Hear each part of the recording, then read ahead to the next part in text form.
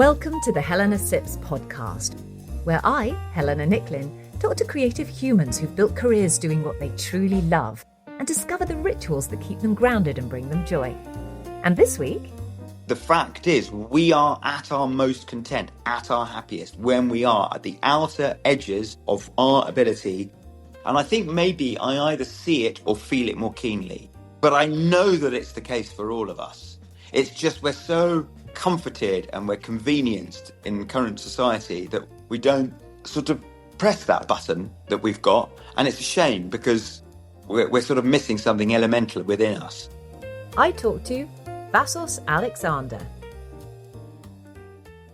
Today, I am thrilled to bring you someone who literally goes the distance in broadcasting, endurance and in life. Vassos Alexander is one of the UK's most recognisable sports broadcasters. As well as formerly, until very recently, being the voice you'd wake up to on the Chris Evans Breakfast Show, he's a passionate endurance athlete, having run over 50 marathons and competed in ultra-distance events like the legendary Spartathlon. On top of that, he's an author with titles like Don't Stop Me Now, Running Up That Hill, and most recently, Swimmingly, Adventures in Water. Today we dive into his journey from very lovely regular bloke to ultra-athlete, voice of the airwaves and storyteller. Welcome, Vassos. It's great to see you again. Thank you very much for having me. Great to see you. Great. Well, before we get stuck in, I think let's get comfortable with a virtual drink. Can you tell me what you've brought along and why?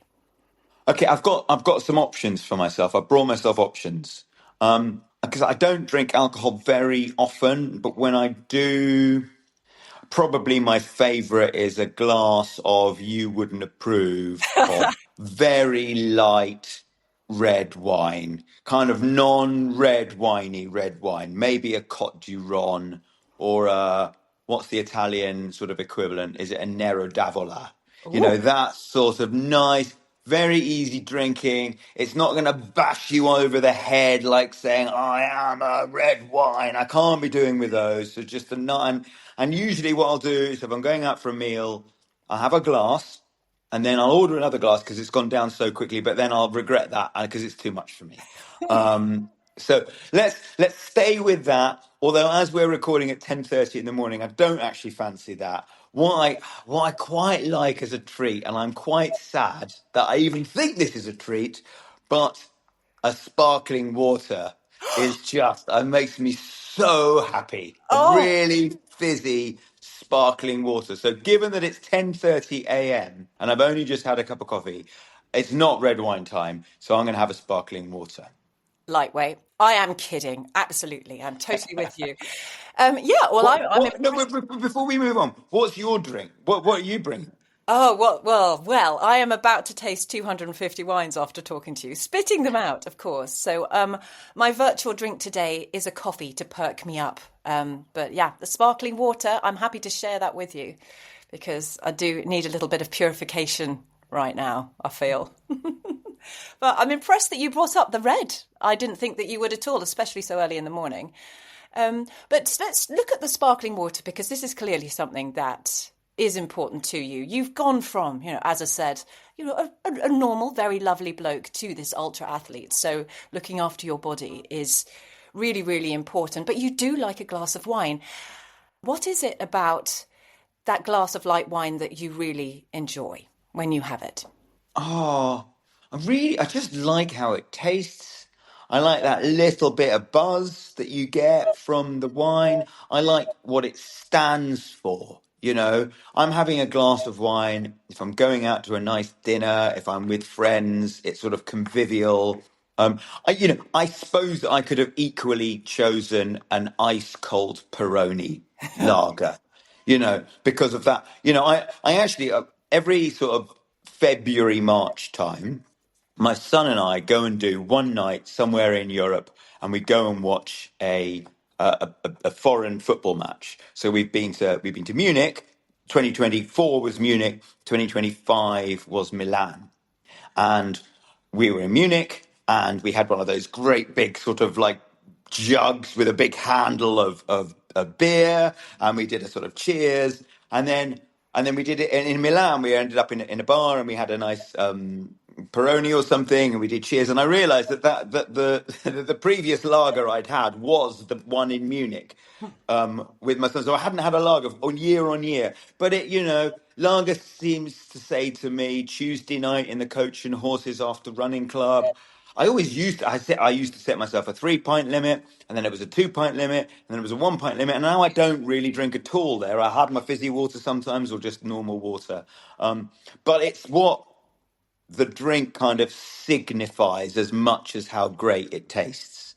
But having, like white wine, forget it. Or Prosecco is so sweet and yuck. Or those new kind of IPAs, like one of those like trendy lager that everyone seems to love, and I just feel like they taste like socks. So Sauce. Yeah. so I suppose it's what the drink signifies as much as how good it tastes. So I love a red wine because it means I'm out for dinner with friends or with my wife, and we're having a nice evening and a slight buzz. Or the lager, which I associate more with running club or my son. And the fizzy water thing, I could be a water sommelier. I can tell you all the like different mineral waters and how they taste. But fizzy just makes it feel like the champagne of water. Yeah, party time. Yeah, well, Yes, I know. It's mad in my house and in my head. I was wondering whether, given your move into this extreme sport and actually looking after your body sort of meant that you kind of miss the sensory elements of food that might be delicious but a bit bad for you, and obviously booze. But do you find that given the way that you do sport and the types of sport that you do, the mindful swimming, etc., that actually you're using your senses in other ways, so you don't feel like there's any kind of sense of missing out? Yeah, exactly that. Exactly that. I wasn't ever, I drank loads, and I wasn't fit at all, and I started running, and the point wasn't to start, I'm going to see if I can be an ultra runner. The point was, I'm going to see if I can run to the end of my street to start getting fit. And then I could. And then half marathon. I wonder if I did that again. Could I do a marathon? Yes, I could. I do love the question mark on the start line. I'm outside my comfort zone. Have I got this right? And I just feel like we've evolved to get outside our comfort zones, to test our limits, right? To push our limits. And just as a sort of byproduct of, if you're doing this in the fitness world, in the endurance world, you are getting fitter, then your body just doesn't crave, alcohol like it used to, you know. I would give it up in a heartbeat, but I just don't want to, I had a beer at Tuesday night running club, celebrating the fact that I'm not getting up at 4 o'clock in the morning, and it affects my sleep, and of course it does, but who cares, So I do like this thing. So I think it is exactly that, because I'm getting my kicks elsewhere. I don't need to get them, and my body just says, no, why would you do that to yourself when you're, going to be running 10 miles tomorrow morning? And it's just this sort of, I don't want to call it a virtuous circle, because I don't think there's anything wrong with having a glass of wine, but I don't chase the hit like I used to, because I'm getting my hits elsewhere. I think that's the key, isn't it? You're getting your hits elsewhere, and you don't want to undo all that work as well. What's the point if you're just going to completely destroy yourself? The last time I got completely destroyed, the last time I completely destroyed myself, was it 2020 to 2021? Was that the sort of, that was pandemic time, but we were sort of coming out of it and not, and we had a few friends over for New Year, and we had like Patron tequila. Oh, I love a tequila. We had Patron tequila and champagne. Those are like, the fridge was filled with champagne, and we had like loads of bottles of Patron tequila. And I did do I think it was just the release of all that sort of time of, COVID. And I got properly drunk on that New Year's Eve. We had, I don't know, 20 people or however many you were allowed around our house. And then the next night, so I went to bed that night, right? And then the next night, on the 1st of January, so the night after the night I got drunk, right? I was going to bed and the room was still spinning. Wow, that's impressive. And I thought, okay, I really do not have the capacity to get that drunk anymore, And so that's the last time. I don't think I could do that again, I think that might have been a full stop to that. I watch my kids do it, but I can't do it anymore. Yeah, I'm not quite there with the kids. Age, though, it really is a game changer, isn't it, for how you feel? I found that myself. I just, can't handle what I used to, which is not necessarily a bad thing. So, on this new year, were you cooking? Is food an important part of your life? What did we do this New Year? Oh, we were in Whitstable. Oh, we were in Whitstable, and Chris Evans had given me as a Christmas present a really lovely bottle because he's given up booze, right? So he'd given me a really from his cellar. He's got some lovely, lovely, lovely like tip-top wine, and he'd given me what he said was the second best bottle, just in case he ever changed his mind. And and I took it round to my friend Jockey's house. We were in Whitstable. We're lucky enough to have a little place in Whitstable, and so does Jockey's right on the beach. And there were a few people round, and I bought a decanter from a charity shop in Whitstable that day. And funnily enough, the guy that was working in Oxfam Whitstable used to be the sommelier for a posh hotel up the top of the hill. And so he said, "What's the wine?" And I told him, and he's like, jaw hit the floor. And I said, I suppose I need to let it breathe for a couple of hours. He goes, "No, you need to let it breathe for 5 hours." Oh my And so we did. And it was this, a proper, bottle of wine. And then I suddenly realized I hadn't thought it through when I'm having to sort of pour everyone a little glass of this wine. I'm thinking, oh, this means I'm not going to get very much. And then a couple that were there, their 15-year-old daughter says, "I've never had red wine before. Can I have a glass?" And I'm thinking, well, this isn't entry-level red wine here. So obviously they'll say no to her. But they didn't. So I'm like through gritted teeth pouring this flipping 15-year-old who'd never had a glass of wine, a glass of wine. God. And of this lovely bottle of wine, I ended up having like 2/3 of a glass. I was very obsessed, but I still am, really. I can tell. But what you might have done is you might have launched a wine career for this 15-year-old girl. Because if that's the first red wine she's ever had. That's like your first concert being the Beatles. Yeah, it is. Big question, Vass. What was the wine? Any idea? I cannot remember. Oh man, do you even? It was it really old and it was really posh. Fab, thank you. I've trained my husband now. He's not allowed to tell me he's had a nice wine without taking a photo of it and showing me. But I'll let you off because we haven't had that conversation. Do you cook? I cook. I do love cooking. My daughter, our 21-year-old, Emily, she's the real cook in the family. So what we do, when she's back from university, she's only just gone back actually. So, but in the summer, she'll say, "Do you want to cook lunch or dinner together?" And I'm allowed to be her sous chef. So I'm head of shit jobs. She'll give me an onion to cut. She'll just say, "Let's do this." But I love watching how she's got a real love of food, a real appreciation of how flavors go together. So I love cooking, and I make myself, little things, and especially I'm not really in a routine at the moment because I'm, between jobs. But when I used to come home from the breakfast show, I used to make myself the same sort of thing every time, and it's quite healthy. But I find it quite tasty. But watching my daughter cook is a real treat because she gets it and she loves it, and it's like going. And I have a feeling that actually her sister, our 11-year-old, is going to be the same. And it's like watching an artist, where you don't, that something wonderful's happening, but you don't quite get it. So I get it from poetry. Some person could read a poem and they could just get the words.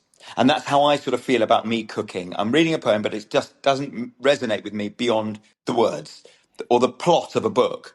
Whereas somebody who really gets cooking, like my daughter does, and then there's layers, there's layers of love and there's layers of appreciation, which I don't quite get, but I'm really jealous or happy for the people who do.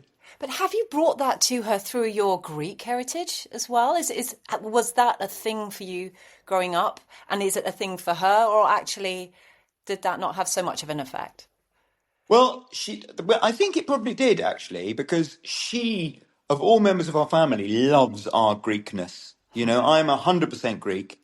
My wife is not, so she's half Greek. And so I'm Vassos Alexander, right? But actually, that's my name and middle name. And my last name is Georgiadis. And a few years ago, I said, look, let's all just change to Alexander. right? No more spelling Georgiadis. It works really well. I could do with just getting rid of that kind of that name. I don't need it. I don't like it. I'll do all the paperwork, and it happens to work. And the only one who said no was Emily. She said no because then I lose my Greekness. And when we go to Greece, like we did this summer, something changes in my biochemistry. It's as we come to land. It's like, I don't know, maybe when I'm within 50 yards of Greek soil, I can actually feel it happening, and my energy changes. And it's like, and I've never really lived in Greece. I sort of have Greece and England, but I was born here. But it's like, my DNA says, oh, I'm home. And Emily gets that. And then her appreciation of food when we're in Greece just skyrockets. Wow. So do you walk off the plane as Vassos Georgiadis, you know? No, I'm still Vassos Alexander. I know I'm quite Greek to you, right? Because you're totally not. But when I'm in Greece, this is like normal. But then I sort of bounce. I become even more Greek. We landed in Kefalonia, and I'm not near. I'm not. That's not where my family's from at all. And I land, and then the guy at the Europe car desk at the airport is saying to the person in front of me in the queue, do you want this insurance? You better take this insurance, Greek drivers, Greek roads, right? And all of this, and filling in the forms. And then he sees me, and I say hello to him, and he basically says, what's your name? And I tell him, and he just gives me the keys, basically. It just, and I thought, yes, of course, because I'm Greek. I don't need to do this stuff. And it was really lovely. So I do feel different in Greek, and I think Emily does as well. I could just imagine that you sort of stepping out, this whole new persona sort of Yeah. appears from the aeroplane. No, it's a caricature of me. I'm a caricature of me. I don't know. I react really nicely to people when I mean, taverna owners. Sometimes they just say, you don't need a menu. You don't need a menu. They just bring us dishes. Yeah, I love that. Ah, Yeah. I love that. Well, my name's Greek, sort of, Helena. Yes, it is. Yeah, it is. That's about it, though. Half Essex, half Yorkshire. Not quite as glamorous, sadly. So you were talking about running. So you run in Greece as well? Where did the running start? Was it there? The running started. Well, running did. Yeah, Joey. Arguably start in Greece, yes, with Phidippides and the sort of the Greek messengers. But my running started in Barnes in southwest London. I was on my way. I was presenting a show at the BBC at the old television centre, and I just come back from a round of golf, and so I had my shirt tucked into my trousers, and I just noticed that I was just getting a little bit of like a little flop of fat over my belt, and I thought, oh, this is what happens in your 30s, right? And I thought, well, okay, so either I have to stop eating what I want, or I have to start exercising, or I just end up just getting a bit fatter. And all of those were fine, really. But I just thought I'd try the exercise, and I didn't like it. But then I tried running, and it just ticked all the boxes for me: mental, physical, everything, and it grew from there. There was never a plan. It was just, I suppose, a little bit of vanity that started me doing it. But then I realized just what, how people say, oh, running ticks this box for me and this box for me, and it's a different thing for different people. It ticks them all for me. It's still a hard thing to do, even for me, who's run for, 10, 15, 20 years. But it's just, I still absolutely love it. I come alive when I think about it. So you said it ticks all the boxes. What are those boxes? What does it give you? It gives me, it keeps me fit, right? It gives me the discipline of going out and doing something when I don't want to do it. It gets me outside in nature, which is obviously really, really good for you. It clears my head, and it just helps my mental health massively. It connects me with the place that I am much more so than anything else. So, I've just been in Tanzania. I took the elder kids and we climbed Kilimanjaro, and everywhere we were, I just went for a run, and then suddenly I felt connected to that place in a way that you just don't feel if you're walking or if you're in a taxi. It really just anchors you to a place. But there's that space, but there's also space from other people, It's me time. It has to be me time. Or it's community as well for the same, Tuesday night, running club. I'm chair of Barnes Runners, and it's a lovely community. Or a race or a park run in the local park. That's just, people coming together to do something like that. I'm so passionate that a life with running in it I mean, any exercise really, but I think running is the queen or king. Is just better than a life without. And yes, how brilliant to kind of move all of those things from the pub to the outdoors where there's so much more benefit for you as well. But swimming though, swimming is newer. I guess, did that come from doing the triathlons and just really enjoying the training in Hyde Park and everywhere? What was the key inspiration for you to really get Oh, into the wild swimming? everything I said about running, swimming ticks those boxes. Nearly all of them. It's slightly different because your sensory deprivation. You know, you can't see where you are if you just head down in a sea or a lake or a river. Swimming started, I suppose, yeah. It started in Greece. You know, there was nothing else to do. Long summers in Greece, and that's what my brother and I used to do. We just used to swim in the sea. And then actually our grandfather who owned this house, he built this house by the sea, he bought a speedboat, and then suddenly water skiing became the thing. And we realized that we were missing just being in the water, being that connected with nature, being in this huge thing. It's like awesome, you know, and awe is one of those things that really kind of deeply connects with our kind of reptilian brains and just makes us calmer.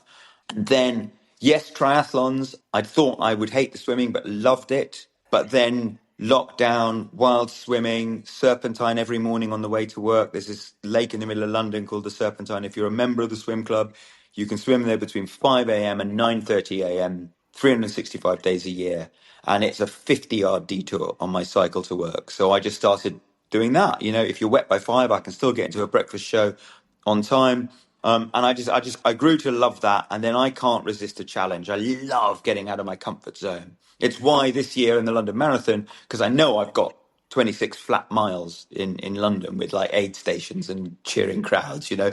This year I put a 25 kilogram weighted vest on, which was horrific, but it gave me that excitement, like, can I do it? And when I had the idea of a solo channel attempt, it gave me that same buzz, that same like question mark, that same getting outside your comfort zone. Can I do it? And then I became a little bit obsessed. And you can't do a channel attempt without a significant amount of training. Yeah. Do you think everybody has this capability to really get into it as much as you have? I mean, was the love of it, you mentioned it took a bit of time, so it wasn't instantaneous. You didn't love your first run necessarily. You didn't love your Yeah. first proper swim, or did you in a way? Well, what I love what I think, you know, genuinely we've evolved to push ourselves. You know, there's a very interesting study. I've got the book upstairs, so I can't elucidate it as well as the guy does in Alex Hutchinson in a book called Explore, you know. But why do we explore? Why do we push our limits? But actually, the fact is, we are at our most content, at our happiest, when we are at the outer edges of our ability. And I think maybe I either see it clearer or feel it more keenly, you know. But I know that it's the case for all of us. It's just we're comforted and we're convenienced in current society that we don't sort of press that button that we've got, and it's a shame because we're sort of missing something elemental within us. And you know, here, right? I'm going to show you.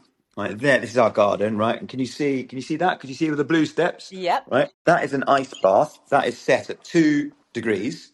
And 15 minutes ago, I was sitting in there for 4 minutes, and it was objectively horrific, right? Even though I do it quite often, it's just horrific. But somehow it makes me a better version of me, the fact that I do it. Not only the physical benefits of, you know, turbocharging your immune system and that sort of stuff, but also just the fact that I can push myself to get in. You know, I love all that.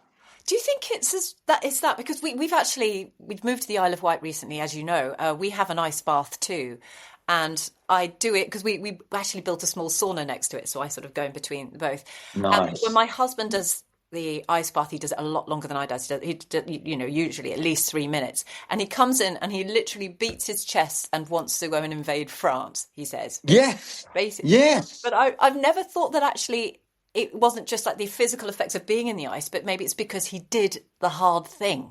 like you say. Yes, he did the hard thing. It's hard. You've been in it, right? What's yours set to? What's my what? How cold is your ice bath? It's 3 degrees. Yeah. Yeah, it's Oh, it it's is horrific. horrific.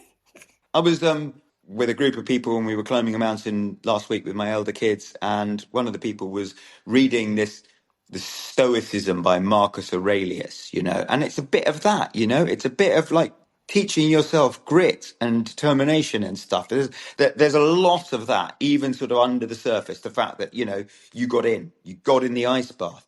There's not much more unpleasant things that you can do to yourself than that. So kind of bring on the rest of the world. Bring on France, Sorry, France. I love France. Je vous aime. Yeah, but that's so important, I think, and I really hope that listeners will take that away as well. The fact that these things are hard, but actually that's where your real sense of contentment and happiness comes from when you push yourself to that Yeah. space. Beautiful. I loved a story you told about when you were swimming in a lake not so long ago. I think this year even, and you said that you managed to transcend. And now I know that you do a bit of TM, transcendental meditation, and such. Can you talk to that a bit about that experience and that part of your life? Okay, so it wasn't actually a lake. It was it was David Lloyd. What? It was David Lloyd Rains Park, and it was early Saturday morning, and I wanted to do 100 hundreds, which is a swimming thing, 100 meters. So for me, 5 lengths, and then you do it off a certain amount of time. So the really good swimmers do it off 1.5 minutes. I thought, I'm not training for speed, I'm training for endurance. I'm just going to do it off 2. So you do 100 and then you wait, and then the stopwatch clicks up to 2 minutes, or was it 1:45? Can't remember. And then you go again, and then again, and again, and again. And I started doing it, and it was just dramatically boring. Really dull. You're going to swim 10 kilometers with a few breaks. And then suddenly I realized that after about 15, 16 of these hundreds, I thought, well, I'm going to get out after 20. But then I missed the 5 because my mind had started wandering, and I thought, well, I'll just continue. And then I had no other thought. I just thought I'd just continue. And then 1 minute might have gone by, or an hour, or a day. I just didn't know. I was like I was watching myself swimming up and down, but I wasn't me. I wasn't me. I completely transcended. And then I sort of came back into my body, and I did look at my watch to see how long had gone past, and about 3 hours had gone past. And I had been, with all this life going on in the David Lloyd swimming pool. Kids had started getting in. I was totally oblivious to all of it. And then I tried to recapture it. I carried on swimming for about 20 minutes, and I couldn't do it. And I haven't really recaptured that since. I've sort of, at the end of a very long run, like you mentioned the Spartathlon, that's 155 miles in one go, and they make it really hard for you. Like you have to do the first marathon in, I think, 3.5 hours, or they hoik you. But I was fine for 120 miles, but that's still a marathon and a half basically to go. And I can't remember anything of those last 35 miles. But I hadn't quite I wasn't watching myself from above like I was in that swimming pool. Maybe it's the sensory deprivation. Maybe it's the sort of the turn, breathing left, breathing right, and you're crossing that central meridian of your brain so much. But it was fantastic. It was, yeah. I mean, how many people can say they've genuinely transcended David Lloyd? I know, I missed that vital bit of information. You must have had a crowd just going, is he okay? Is he all right? Is he... I don't know. When I finished, I thought, like, your initial thing is, like if you've got really drunk, what have I done? What have I said? Yeah. The next morning, that sort of next morning feeling. But it wasn't that. There was this sort of like that knocked on the edge because I knew I wasn't myself. Yeah. But it was like, but I know it's fine. I've just been swimming up and down. So there was a little suspicion of that, but it was like, no, but it's fine.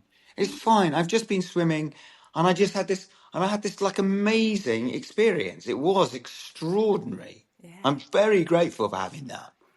Has it made you want to do meditation more? I mean, is that part of your life outside of how it happens naturally during your sport? I try. I mean, the TM thing, it's really good, right? And I have tried, and I do yoga, and it's a sort of transcendental meditation, right? As you do the breathing, and as you're sort of, because you're omming or you've got your own mantra. But I never really got on with it. But I think that's okay, because sitting down and doing your mantra works a lot for some people, but I think for me, the ice bath, the swimming, the yoga, the running, the gym, whatever, the sauna, that is my meditation. That's huge. Do you listen to music when you run, by the way? No, no, very rarely, very, very rarely. I just I know some people can't not, but I think they can't not actually, and I know how this sounds, but it sort of sullies the run to put music in.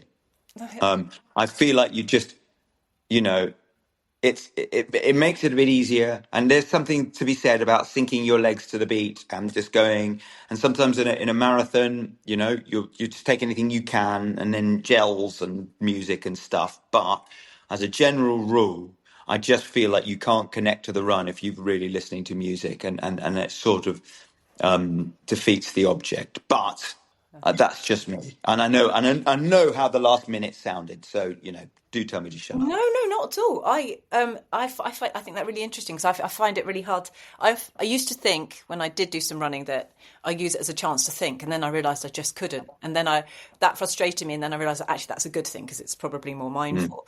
But what I have a problem with if I'm not listening to music, and I'm trying to think of something, is I get one song stuck in my head. Like, don't you have like Word Up just going round and round, like earworming the whole time, driving you mad? Oh, do you know what I've had lately? And I've woken up to this. We went to Brighton a couple of weekends ago to see the musical Six about Henry VIII's wives. It's fantastic, right? But those bloody songs. Oh no, don't. We're one of a kind, no cat. Is that? Yeah. Yeah. I mean, Too many years. Oh! we should karaoke that at some point. I know I've got two daughters, a tween and a teen, and yeah, I know all the words. Yeah. Okay, so you don't have that now. Now, hopefully, you won't still have that in your head next time you go for a run. Sorry, not sorry. Can you share with us who has been your biggest influences? And it might not have. It doesn't have to be about sport or anything. Just in life. Oh, that's a good question. Well, my dad, I think. I was brought up. We didn't have a mum around when we were growing up. So my dad, and I was thinking actually we had a moral situation with selling our house last week, and I was away. I was in Tanzania, and I couldn't. Caroline and I just didn't have any kind of way of speaking to her really. That the odd WhatsApp call, but like, and then I'll be able to call you in 12 hours maybe, depending on what it's like there. So, and I just said to her, I'll just call my dad, because this is a kind of moral / practical dilemma. And I just suddenly realized that my dad is my moral compass. It's annoying because he will not lie, and he's so bad at it that it's just so obvious, and I suddenly think actually that's a lovely thing. He at the moment, he's got he's trying to manage a situation, and I said, well, just say this, Dad. He goes, I can't say this because it's just not true. And I think, oh, that's great. So my dad, just quietly has just always been this absolutely stand-up human being, and I love that. I love the fact that I've had that, and it's only recently occurred to me. That thing about by the time I knew my dad was right, I had a son that thought I was wrong. Right. Well, maybe a bit that. So very much biggest influence I would say is dad. But only recently have I thought that. It's beautiful that you have had the chance while he's still around to know that as well, which is great. Yeah. Okay, so similar theme then. What advice on the art of living would today's Vassos give a younger version of Vassos? Because the younger version of me was quite, honestly, quite sort of, especially in his 20s, was quite kind of broken and rudderless. I was very, very lucky that I met Caroline, Caroline, my wife, when we were quite young, like 19. So I had that rock, and I always, and I see my son with his girlfriend. They actually met even younger, and he's 19 now. So they've been together, I don't know, 2 years, but they have that sort of feeling of kind of permanence about them. They have that sort of like they're two pieces of a jigsaw that fit together beautifully, like Caroline and I do. And I like seeing that because it's like seeing a younger version of me, but just with a little bit more of a foundation of kind of family love behind him than I had. So I'm almost seeing, because he's exactly the same as me. He's really annoying, and he does this sort of like land on his feet thing when he doesn't deserve to, like I do. That it is like seeing a younger. So I am basically watching a younger, slightly better version of me, and it's a real treat. But do you give him any advice for life that you've learnt, now we've reached this grand age? No, I think you've got, instead of kind of giving advice, you live the advice a bit. There was one time I asked him, this is pre Kimmy, his current girlfriend, and they were sort of 14, 15, I guess. And they were, they just sort of discovered, the boys had discovered the girls at school and the girls had discovered the boys. And this is my girlfriend now. And then this is my girlfriend now. And I think that, I know that there was like maybe the odd smooch or even just the name, girlfriend and boyfriend. But he did seem to be like, it was India last week and now it's Maddie and now it's, Lucy. And Caroline said, you've got to talk to him about this. And I went, I did. I said, Matthew, look, you don't be a player. Don't have like more than one. And he looked at me like I winded him, like how could you think that of me? And I thought, oh, that bodes well. That does. I mean, I sort of slightly regret having, and ever since then, I don't really have advice. I think we need to just really, I mean, it's just so obvious and facile, but we just need to really enjoy and appreciate everything we do have. If we wake up thinking, what's wrong with the world? What's wrong with my life?